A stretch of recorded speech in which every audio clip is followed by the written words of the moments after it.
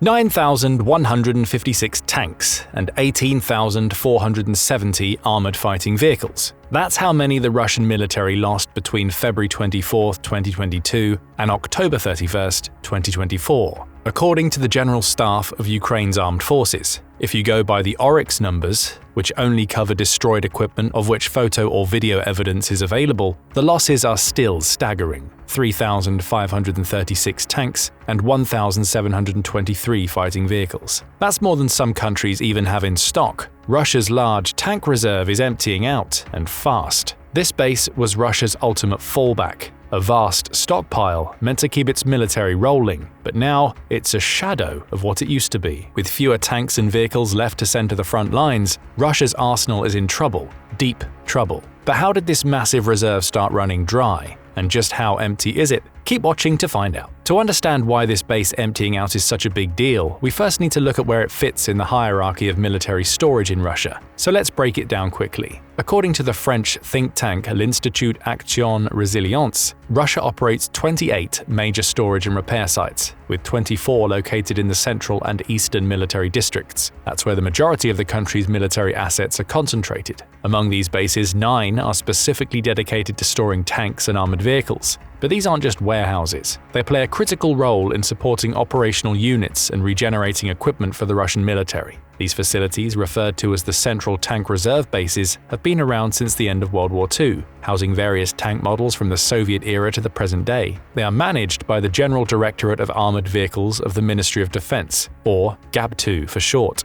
This agency is tasked with ensuring that the Russian Army's tank fleet is maintained and ready for action. But as you'll soon hear, it doesn't seem that GAB2 is doing a really good job. Each Central Tank Reserve Base is equipped with a maintenance battalion that oversees the storage and upkeep of the tanks. Maintenance priorities come directly from Russia's General Staff, focusing on specific models as needed. These bases are expected to use advanced storage techniques like dry air systems to preserve the armored vehicles effectively, but this part too is highly questionable, as you'll hear later on. Typically, a Central Tank Reserve Base includes an administrative building, troop accommodations, hangars for maintenance, and organized storage areas. Each base also features disposal zones for scrapped vehicles and possibly even a fuel depot. To support logistics, loading areas for rail transport are located nearby, ensuring smooth operations. Currently, the 9 Central Tank Reserve bases are spread across Russia's military districts. The Western Military District houses only one, the 22nd base in Kostroma Oblast. The Central Military District is home to 5 Central Tank Reserve bases: the 349th base in Topchika, Altai Krai, the 1311th base in Verkhnaya Pishma, Sverdlovsk Oblast, the 2456th base in Yakovo, Novosibirsk Oblast, the 2544th base in Kozulka, Krasnoyarsk Krai, and the 6018th base in Kamyshlov, Sverdlovsk Oblast. This leaves just 3 Central Tank Reserve bases in the Eastern Military District: the 111th base in Komsomolsk-on-Amur, Khabarovsk Krai, the 769th base in Ulan-Ude, Buryatia, and the 1295th base in Arsenyev, Primorsky Krai. In this video, we're zeroing in on the 769th base in Ulan-Ude. But considering the fact that a large chunk of the information we know about these bases comes from the extraordinary efforts of social media sleuths, let's first introduce them. First up is Covert Cabal on YouTube, a channel focused on providing unbiased military analysis. Their impressive 3D model of the 769th base, which captures the smallest details down to light posts, offers a detailed and unprecedented view of the facility. Next we have @HighMast on X, who's been meticulously tracking what remains of Soviet and Russian storage bases. Alongside Covert Cabal, they've assembled and compiled multiple images to get a complete picture of the 769th base and how it's evolved. With this in mind, let's dive into the specifics. The 769th Central Tank Reserve Base, once known as the 227th Storage and Repair Base, is the crown jewel of Russia's tank storage facilities, or was. Nestled near the capital of Buryatia, Ulan-Ude, this base covers over 3.86 square miles, a vast expanse of land dedicated to military might. Before the war, it was the largest tank storage site in Russia, and it still holds that title today. The primary tank models stored here are the T-72 and T-62, with variants like the classic T-62M,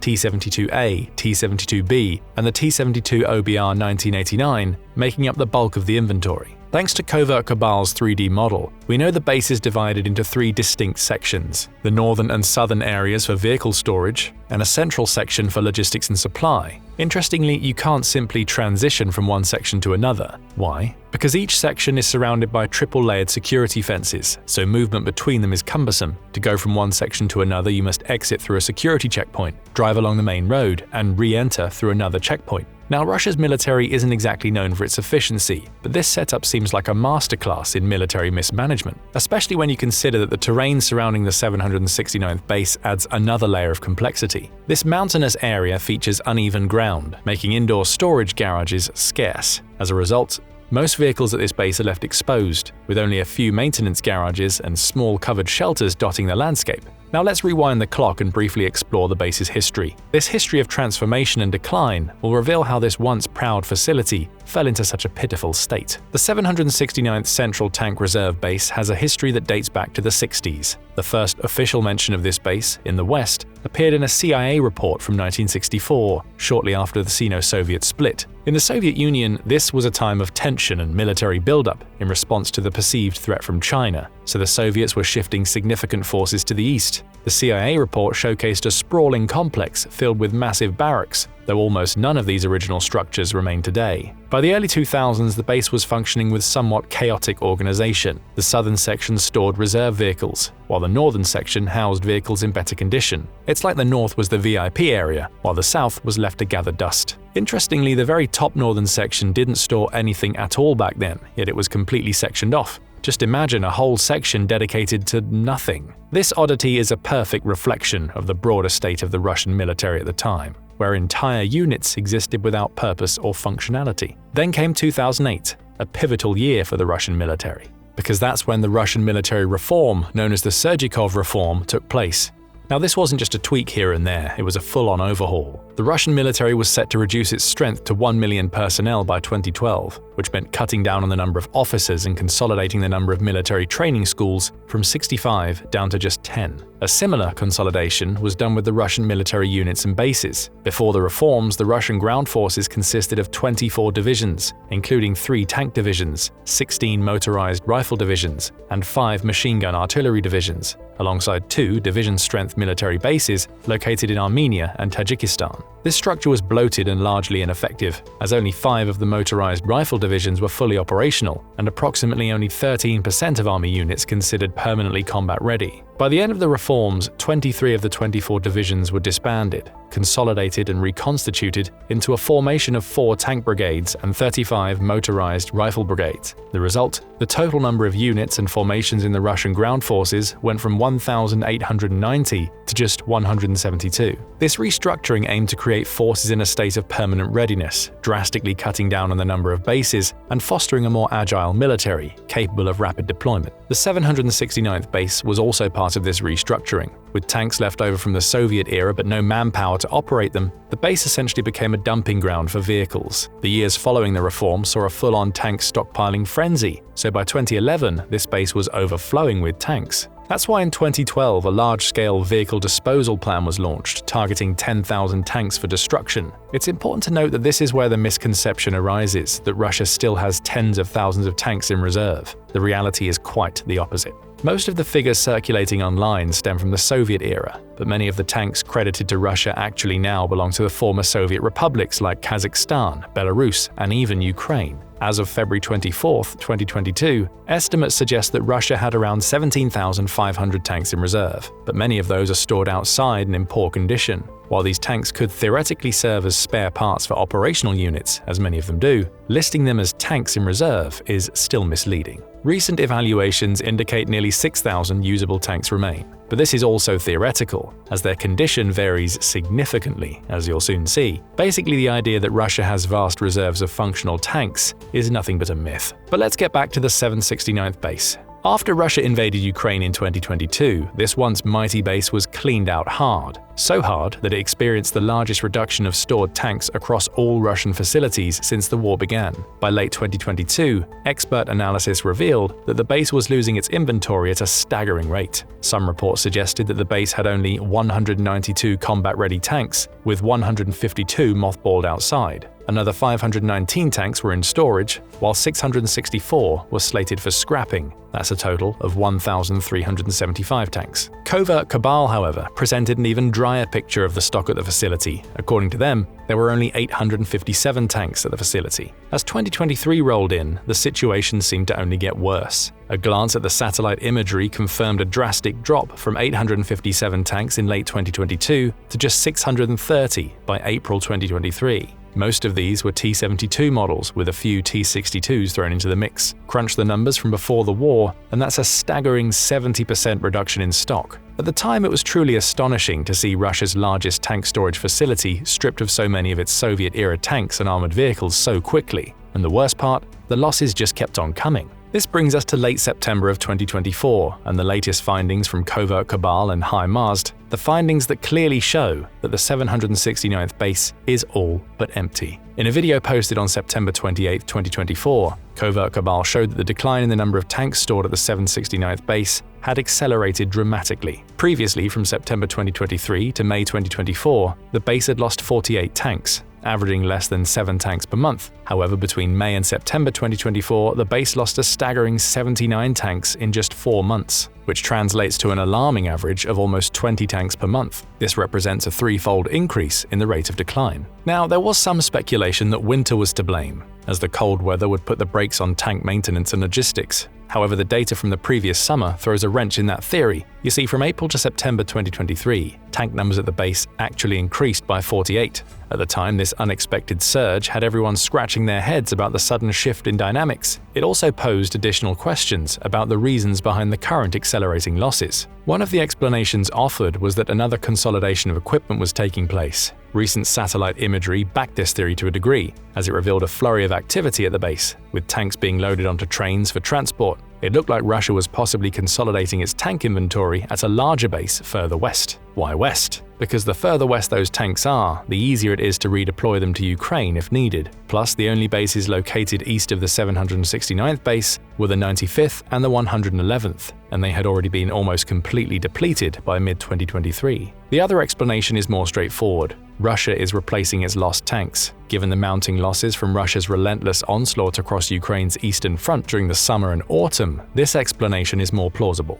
It's probably a combination of both. But wait a second, things aren't adding up. Even with these staggering losses, there are still hundreds of tanks left at the 769th base, so how can it be nearly empty? Well, the answer lies in the condition of these tanks. You see, the thing about the 769th base is that most of the tanks are stored outside. This approach is actually symptomatic of the Russian military's broader issues with equipment maintenance and logistics. Simply put, the Russian military's tank storage is nothing short of a comedy of errors. For such a vast country, covering over 6.6 million square miles of land, Russia sure misses the mark when it comes to choosing locations for its storage bases. They've left these vital assets out in the open, subjected to the elements. The result? They have a rusting fleet that could have been ready for action, but is now little more than a collection of scrap metal. This shouldn't be surprising, as storing military vehicles outside in a country with significant seasonal precipitation is simply asking for trouble. Rain, snow, and wind are relentless enemies, and these tanks have suffered from exposure to it, most of them for years. Many are in such bad shape that they are unlikely to ever see the front lines again.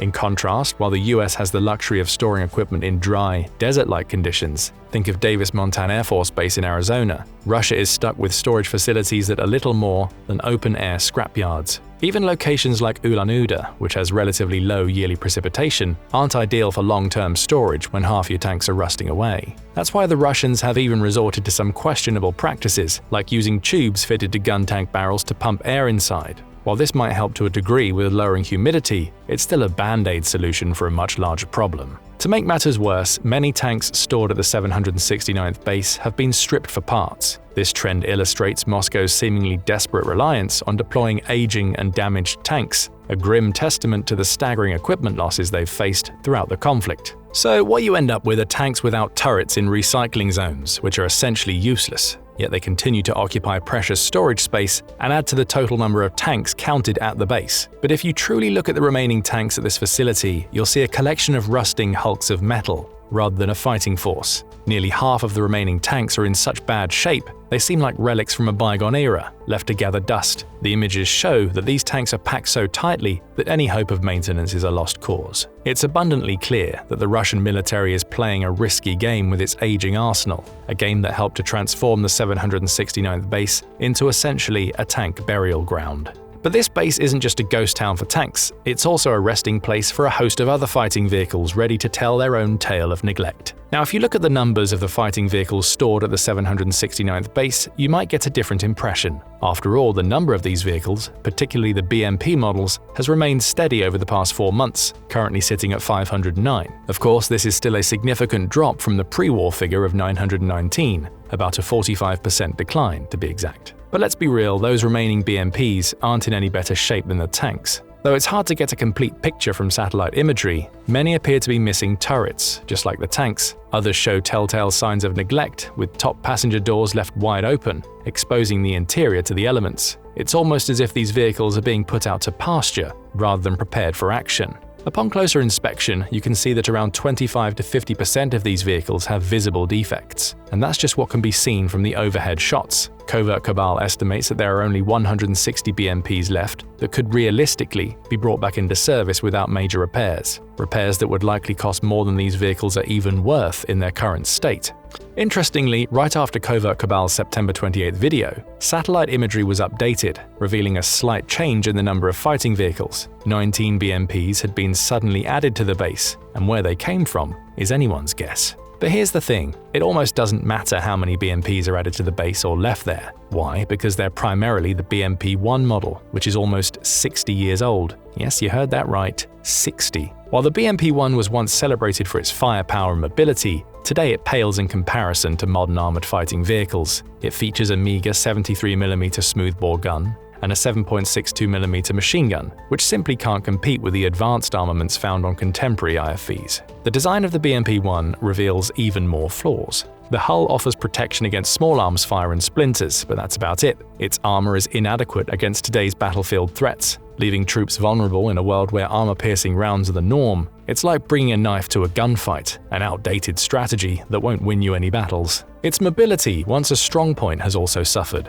The BMP-1's diesel engine cranks out a mere 300 horsepower, which may have been adequate decades ago, but in today's combat environment, it's woefully underpowered. It's a vehicle designed for a time gone by, and it shows. The same goes for the remaining tanks at the 769th base. They're mostly T-62s, which turned 63 in 2024. That's right, these tanks are practically antiques. The T-62, with its 41-ton frame and 4-person crew, might have been a decent piece of machinery back in the day, but not anymore. However, that's all Russia has left after 32 months of intense fighting in Ukraine has decimated its modern tank supplies. The Russian army have entered the war with about 2,100 T-72s, 500 T-80s, and 400 T-90s, but those reserves have dwindled significantly. As it stands, the T-62 is now becoming one of the main tank types in the Russian army overall, not just in the 769th base, just like HIMARS predicted. In July 2024, he wrote on X, "In conclusion, it's likely that Russia will rely increasingly on T-62s and T-90Ms as the number of T-80s slowly declines over time." But what does this mean for the Russian army?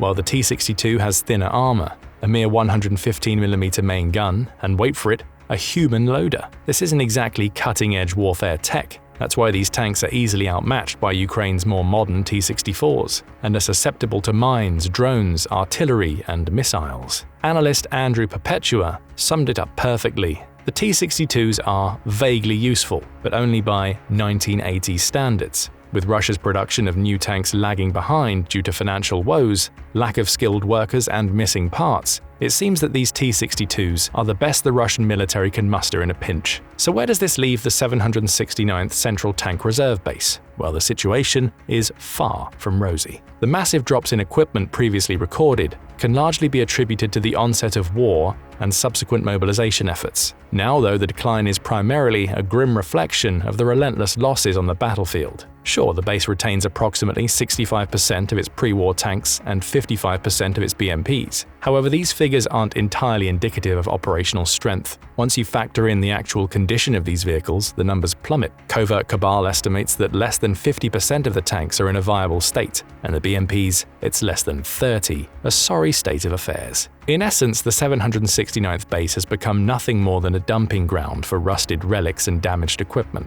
With each passing day, the situation looks bleaker, and the chances of turning things around grow slimmer. Still, the Russian military continues to rely on these outdated models, raising a glaring question about its long-term viability on the battlefield. But what do you think? Can Russia do anything to replenish its dwindling stocks, or is the 769th base destined to empty out completely? If you think the latter situation is more likely, let us ask you another question. When will this happen based on the current rate of attrition? Share your predictions in the comments section below.